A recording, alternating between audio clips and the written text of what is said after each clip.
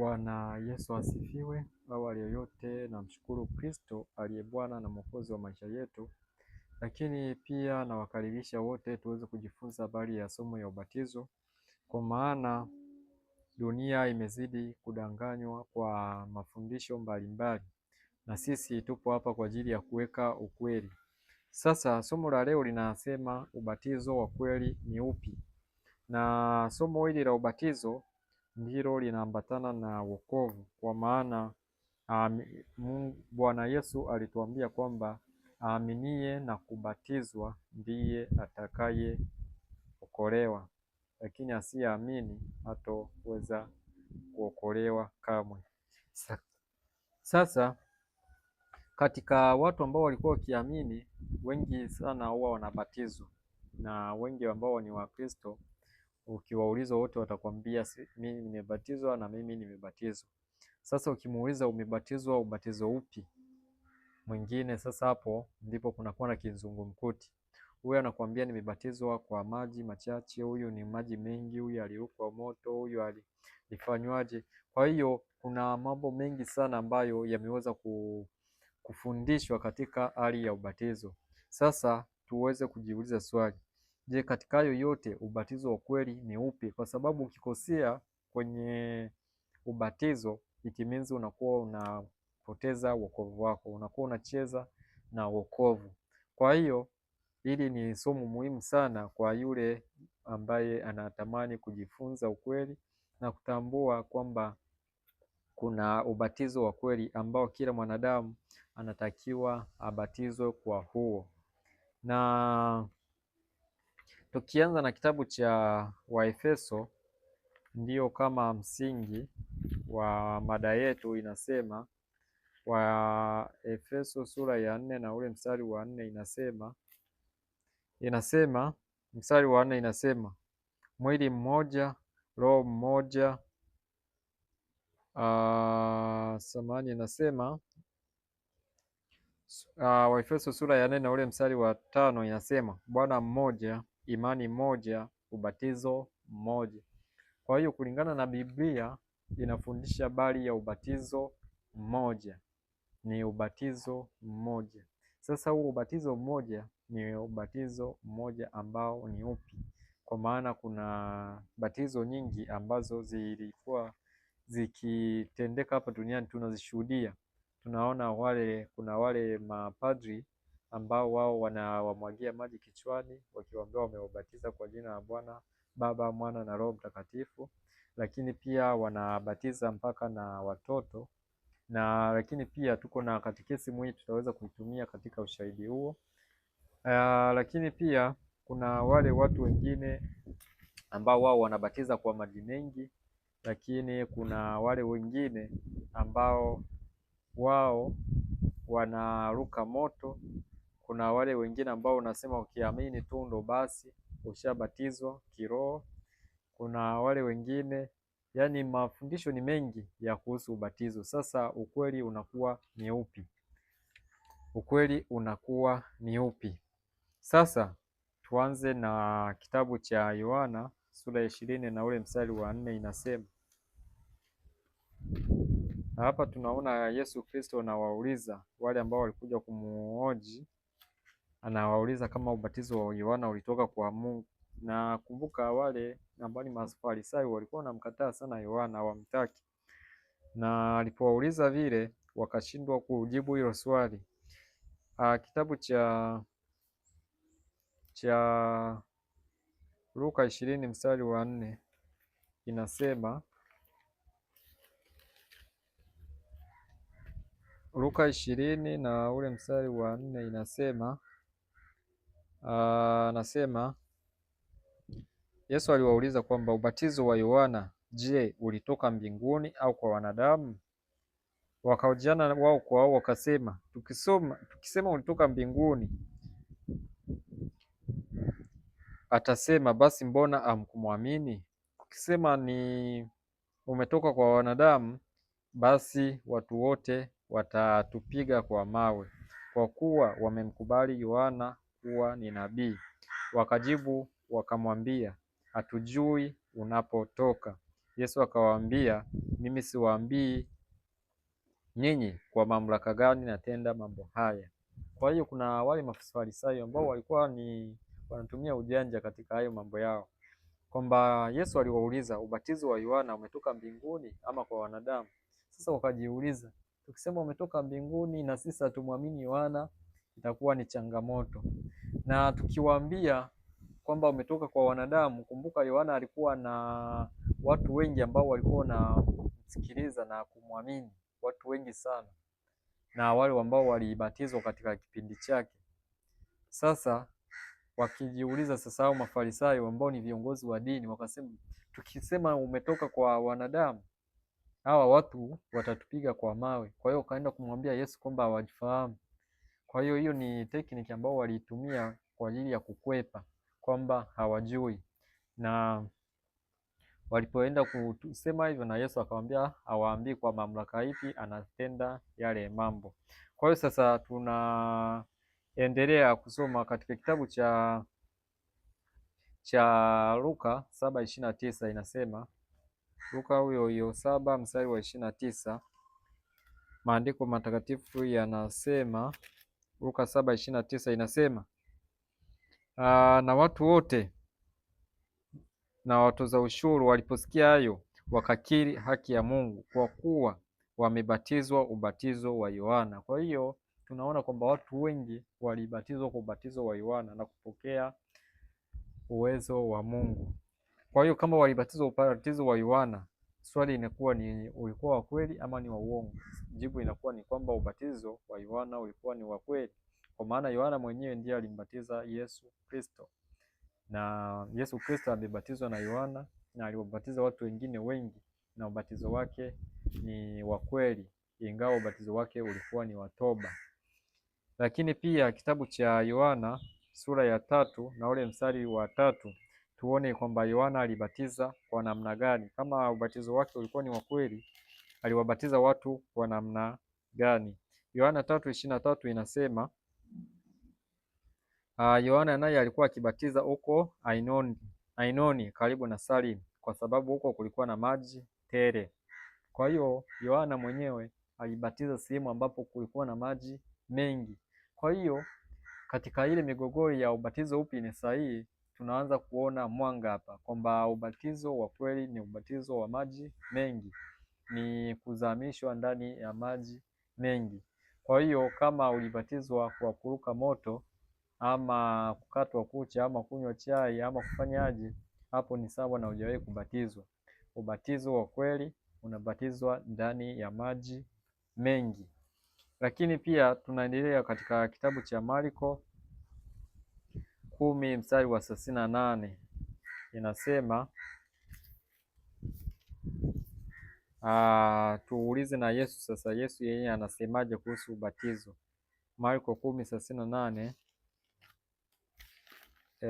Marko 10 mstari wa 38, maandiko matakatifu yanasema, mstari wa 38 inasema,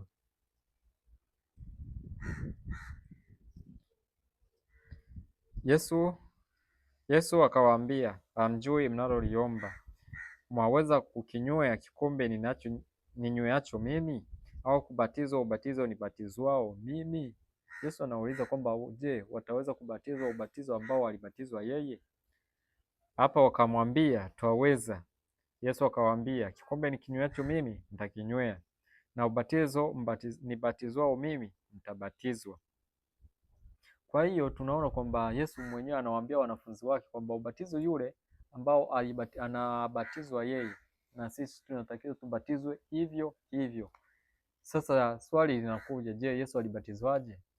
Hapo tukishajua jinsi ambavyo Yesu alibatizwa, tutajua na sisi ubatizo wa kweli ni upi. Na tuende kitabu cha Mathayo 3:16, inaonyesha jinsi gani ambavyo Yesu alivyobatizwa, na alibatizwa na Yohana kama nilivyokuja kueleza kusoma 13:13.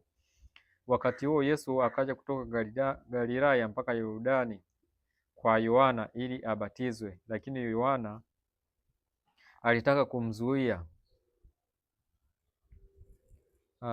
Yohana alitaka kumzuia akisema, mimi nahitaji kubatizwa nawe, nawe waja kwangu? Yesu akamjibu akamwambia, kubali hivi sasa, kwa kuwa ndivyo ikupasavyo kutimiza haki yote.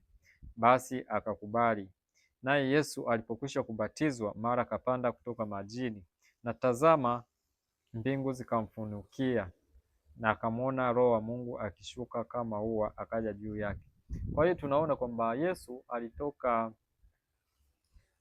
alitoka Galilaya akaenda mpaka Yordani kwa ajili ya kubatizwa, na Yordani ulikuwa ni mto ambao ni mkubwa na mto ambao ulikuwa na maji mengi. Kwa hiyo Yesu alibatizwa ndani ya maji mengi. Kwa hiyo tunatakiwa tujifundishe hapo kwamba Yesu amebatizwa ndani ya maji mengi, na kama amebatizwa ndani ya maji mengi, na sisi tunatakiwa tubatizwe hivyo hivyo kwenye sehemu ya maji mengi. Ukiona mtu anakuletea maji ya kikombe kwa ajili ya kukubatiza, huo unakuwa si ubatizo wa kweli. Ubatizo wa kweli au ubatizo ndani ya bakuli ama kikombe ama kwa kung'olewa meno kama watu wa Radio Maria wanavyofanya hivyo, wanakuwa ni wanaongea uongo na si ubatizo wa kweli.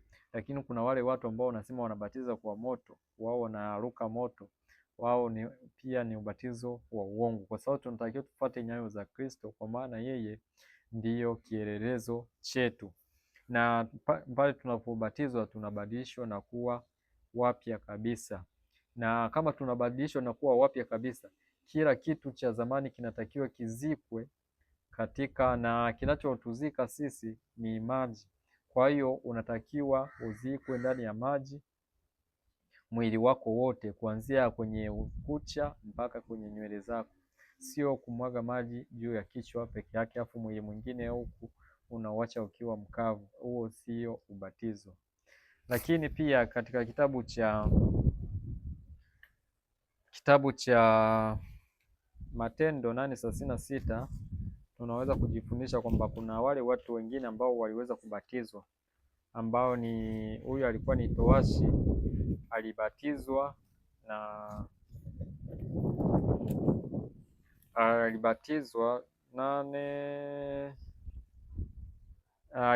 na Filipo. Nane na mstari wa 36, lakini tukianza na mstari wa 34 itakuwa vizuri zaidi. Inasema, yule towashi akamjibu Filipo akasema, naomba nabii huyu maneno haya kwa habari za nani? Inasema, na yule towashi akamjibu Filipo akasema, na kuomba nabii huyu asema maneno haya kwa habari za nani? Ni habari zake mwenyewe au ni za mtu mwingine? Filipo akafungua kinywa chake na akaanza kwa andiko hilo hilo, akahubiri habari njema za Yesu. Wakawa wanaelekea njiani, wakafika mahali penye maji. Yule towashi akasema, tazama maji haya, ni nini kinachonizuia nisibatizwe?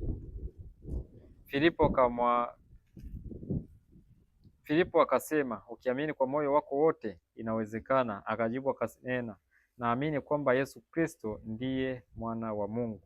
Akaamuru lile gari lisimame, wakateremka wote wawili majini, Filipo na yule towashi, naye akambatiza. Kisha walipopanda kutoka majini, Roho wa Bwana akamnyakua yule Filipo, yule towashi asimuone tena. Kwa hiyo tunaona kwamba towashi hapa alikuwa anasoma Biblia, lakini alikuwa hajaelewa. Akamuuliza Filipo, akamuuliza kwamba hizi habari zinamuelezea habari za nani, yaani zinaongelea habari za nani au anajizungumzia yeye mwenyewe. Lakini Filipo akaanzia kwa andiko hilo hilo akamuelezea kwamba akihubiri habari njema za Yesu Kristo, na yule towashi akaamini. Na alivyoamini Yesu Kristo ni mwana wa Mungu, na bahati nzuri wakafika sehemu yenye maji ambayo ni maji mengi, yule towashi akasema, nini kinanizuia nisibatizwe?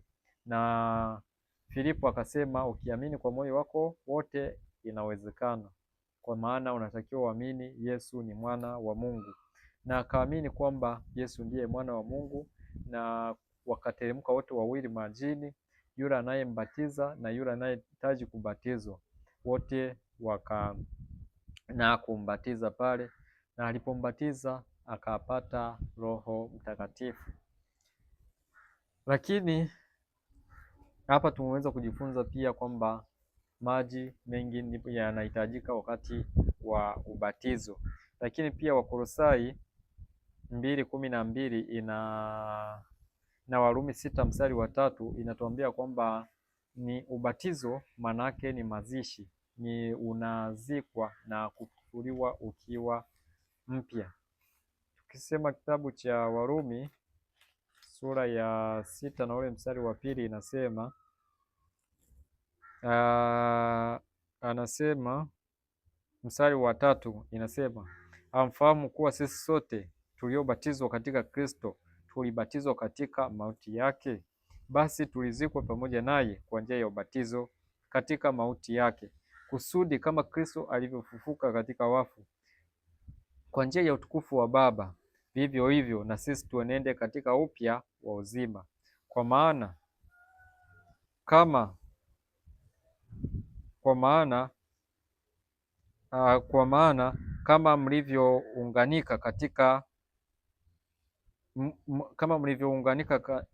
mlivyounganika naye katika mfano wa mauti yake, kadhalika muunganike katika mfano wa kufufuka kwake. Kwa hiyo ni maji yanatumika kama kielelezo cha kaburi, kwamba sisi tunatakiwa tuzikwe na ili tufufuke tukiwa wapya kabisa, na tunazikwa katika mauti yake na kufufuliwa katika mauti yake. Tunazikwa ndani ya maji na kufufuliwa ndani ya maji, na unapoingizwa ndani ya maji na kutolewa unakuwa mpya kabisa, kwa maana unakuwa umemwamini kuwa Bwana Yesu ndiye mwana wa Mungu, na yeye atakuwezesha kutii na kutii maagizo yote aliyoyaacha.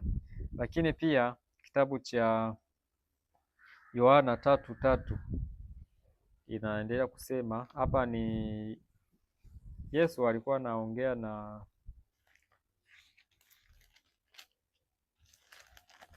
Yohana 3:3 inasema Yohana 3:3 inasema kwamba Yesu akamjibu akamwambia, amini amini nakwambia, mtu asipozaliwa mara ya pili hawezi kuona ufalme wa Mungu. Nikodemo akamwambia, mtu awezaje mtu kuzaliwa akiwa mzee? Aweza kuingia tumboni mwa mamaye mara ya pili akazaliwa? Yesu akamjibu, amini amini nakwambia, mtu asipozaliwa kwa maji na kwa Roho hawezi kuingia ufalme wa Mungu. Kilichozaliwa kwa mwili ni mwili, na kilichozaliwa kwa Roho ni roho. Usistaajabie maneno haya, usitaajabu, kwa kuwa nalikwambia, hamna budi kuzaliwa mara ya pili. Kwa hiyo tunaona kwamba hapa Yesu alikuwa anamwambia Nikodemo habari za kuzaliwa mara ya pili, ambao ni kubatizwa, kuzaliwa kwa maji na kwa Roho. Kwa maana ukishabatizwa kwa maji utapokea nguvu ya Roho Mtakatifu, kama vile mitume ambavyo waliweza kuhubiri na kuwabatiza watu takribani 3,000 na wote wakapatwa Roho Mtakatifu. Hii inaelezwa katika kitabu cha Matendo ya Mitume, inaeleza habari hizo. Lakini pia kitabu cha Marko 16:15 inasema kwamba ni wakina nani wanastahili kubatizwa? Je, ni watu wazima na watoto ama ni watu wazima peke yao? Hili ni swali ambalo watu wengi walikuwa wakijiuliza na wakikosa majibu, lakini tunatakiwa sisi tuwe na majibu yake, kwamba je, watoto nao wanaruhusiwa kubatizwa ama ni watu wazima peke yao? Katika Marko, kitabu cha Marko sura ya 16 na ule mstari wa 15 inasema, akawaambia, enendeni ulimwenguni kote mkahubiri Injili kwa kila kiumbe. Aaminie na kubatizwa ataokoka, asiyeamini atahukumiwa, na ishara hizi zitafuatana nao waaminio. Kwa hiyo tuna maandiko yanasema kwamba aaminie na kubatizwa ndiye atakayeokoka. Neno la kwanza kabla hujabatizwa lazima uamini. Uamini nini? Uamini Yesu ni mwana wa Mungu. Sasa mtoto mwenye miezi miwili, miezi mitatu, miezi minne, huyo ajui jema wala baya, wala hawezi kuamini, kwa maana huyo anakuwa chini ya mama zao. Kwa hiyo mtoto mdogo hatakiwi kubatizwa. Wanaotakiwa kubatiza ni watu wazima kuanzia umri wa miaka 12 na kuendelea, ambaye anaweza kuamini kwamba naamini kwamba Yesu ni mwana wa Mungu. Na wale watoto wadogo hawatakiwi kubatizwa. Lakini pia kitabu cha Mathayo 19:13 tunaona Yesu aliletewa watoto lakini hakuwabatiza kwa maana walikuwa ni watoto. Inasema mstari wa 13 inasema, ndipo akaletewa watoto wadogo ili aweke mikono yao juu yao na kuwaombea. Wanafunzi wake wakawakemea, lakini Yesu akawaambia, waacheni watoto wadogo waje kwangu, wala msiwazuie, kwa maana walio mfano wa hao ufalme wa mbinguni ni wao. Akaweka mikono yake juu yao, akatoka huko. Kwa hiyo tunaona kwamba Yesu pia aliletewa watoto wadogo lakini hakuwabatiza, kwa sababu watoto wadogo hawabatizwi. Lakini pia kitabu cha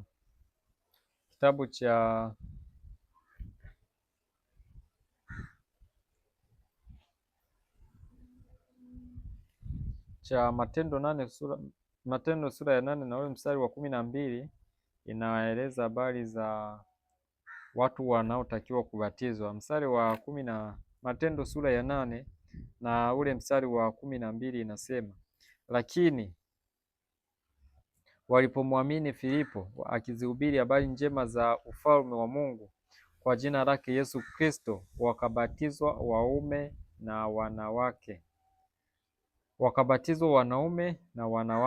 Kwa hiyo tunaona kwamba hapa walibatizwa wanaume na wanawake. Watoto hawakubatizwa kwa maana mtoto mdogo hawezi kuamini.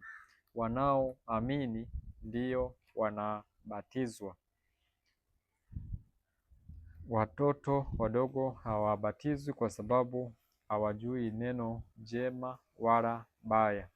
Kwa hiyo tumeweza kuona kwamba ubatizo wa kweli ni ule ubatizo wa maji mengi, na mtu anayestahili kubatizwa ni yule mtu mzima ambaye ameamini kuwa Yesu ni mwana wa Mungu, na akishaamini hivyo anatakiwa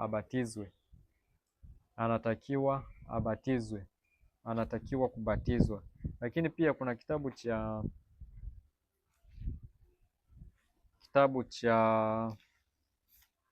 Warumi sura ya 10 na ule mstari wa 9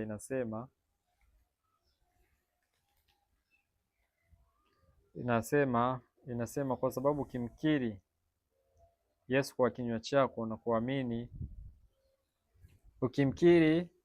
kwa kinywa chako ya kuwa ni Bwana na kuamini moyoni mwako kuwa Mungu alimfufua katika wafu, utaokoka. Kwa hiyo jambo la kwanza ni kumkiri Yesu Kristo kuwa yeye ni Bwana, lakini pia uamini kuwa Mungu alimfufua katika wafu. Hilo ndio litafanya wewe upate wokovu. Wokovu unakuja kwa kuamini kuwa Yesu ni mwana wa Mungu na Mungu alimfufua katika wafu. Na ukishaamini hivyo, wewe unatakiwa uje tukubatize uwe mwanafunzi wa Yesu Kristo, kwa maana wanafunzi wa Yesu Kristo wao ndio wataurithi uzima wa milele. Barikiweni, muwe na siku njema. Asanteni sana. Lakini pia usisahau kusubscribe, comment na kushare, na Mungu awabariki sana. Barikiwa. Watu wengi wanatafuta kuiga, waige mitindo ya dunia hii, wafanane na watu maarufu, kumbe mwisho wao sio salama.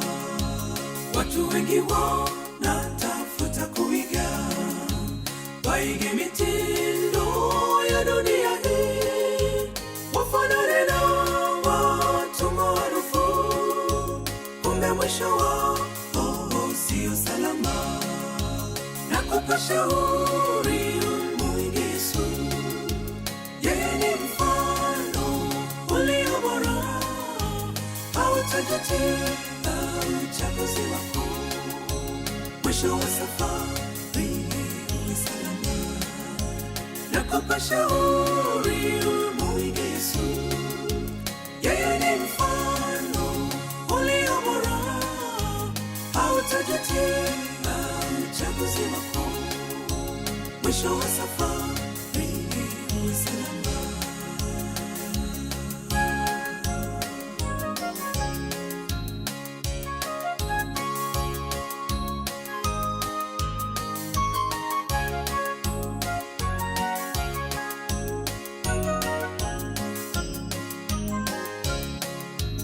Walikuwepo wengi majemadari, watu maarufu tena wakubwa, historia zao zimekoma, imebakia yake Yesu Mwokozi. Walikuwepo wengi majemadari, watu maarufu tena wakubwa, historia zao zimekoma, imebakia yake Yesu Mwokozi. Nakupa shauri umwige Yesu. Yeye ni mfano ulio bora, hautajutia uchaguzi wako. Mwisho wa safari uwe salama. Nakupa shauri umwige Yesu. Yeye ni mfano ulio bora, hautajutia uchaguzi wako. Mwisho wa safari uwe salama.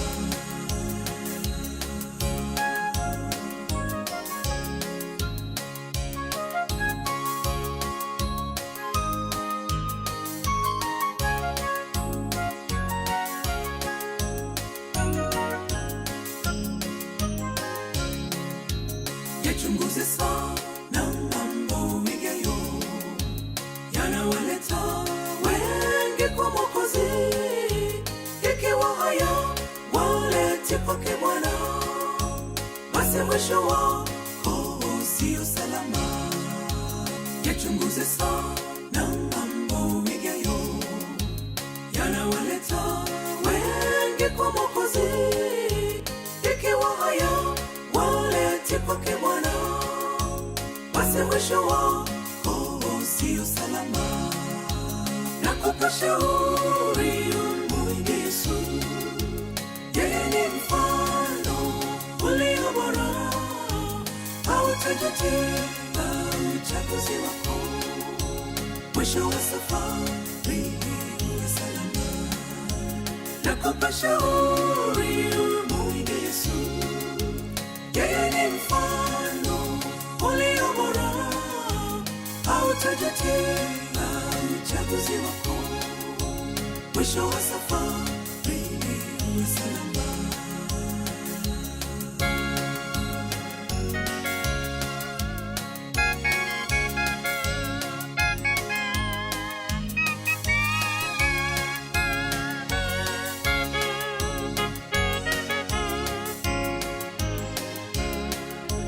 Nakupa shauri umwige Yesu. Yeye ni mfano ulio bora, hautajutia uchaguzi wako. Mwisho wa safari uwe salama. Nakupa shauri umwige Yesu. Yeye ni mfano ulio bora, hautajutia uchaguzi wako. Mwisho wa safari